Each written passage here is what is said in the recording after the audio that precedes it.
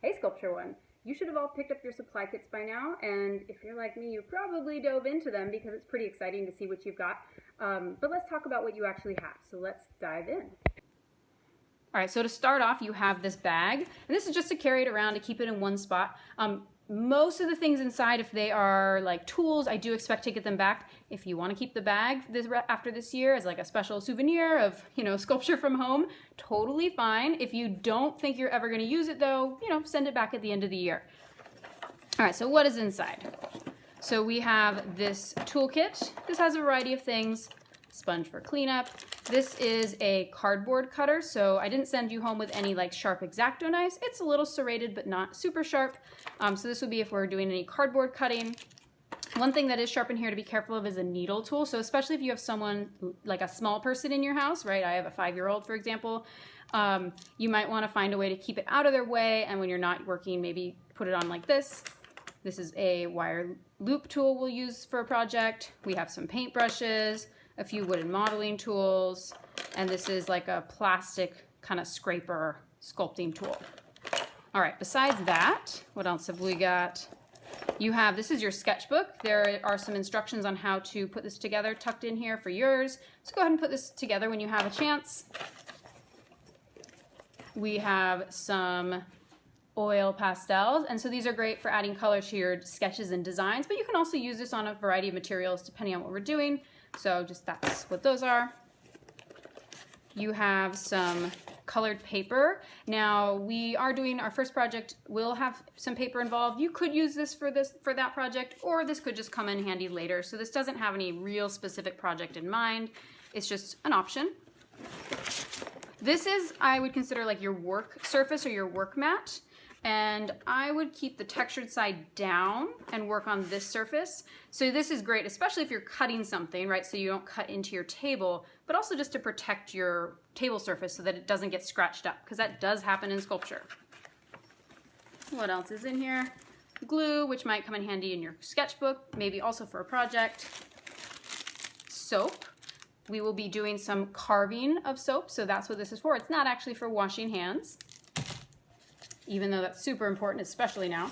Newspaper. Newspaper will be used potentially in combination with the flour that I sent home. Flour we use in sculpture for paper mache, so flour plus newspaper. But you can also use the newspaper if you need to kind of protect your work surface to unfold a few sheets, if you need something bigger than your work mat.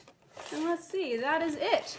So, Sculpture One, we are going to have so much fun this year. I know we're at a distance in the beginning.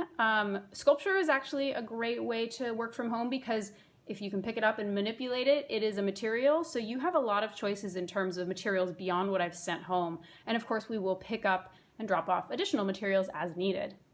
See you around.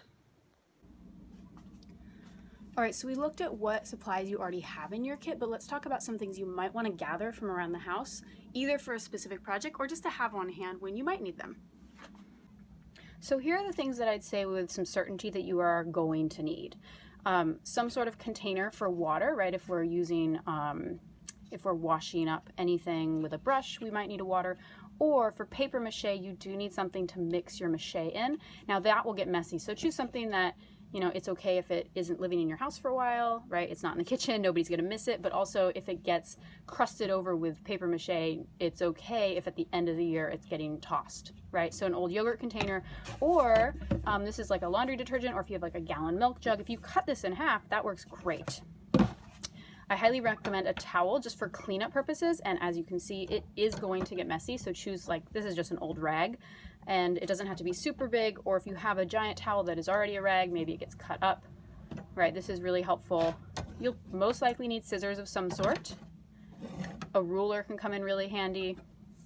And besides that, there are some things that you might want to have on hand. So I already sent you home with some newspaper, but you might want to gather more because I can't tell you how many times I felt like, oh shoot, I need newspaper, and I ran out. So it's just always great to have on hand, and it doesn't take up a lot of space.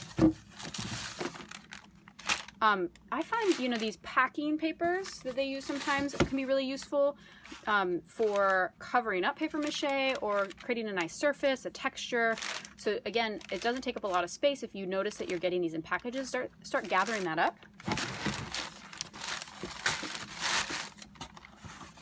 speaking of packages, cardboard is a sculptor's best friend. So you might want to start setting aside kind of some cardboard.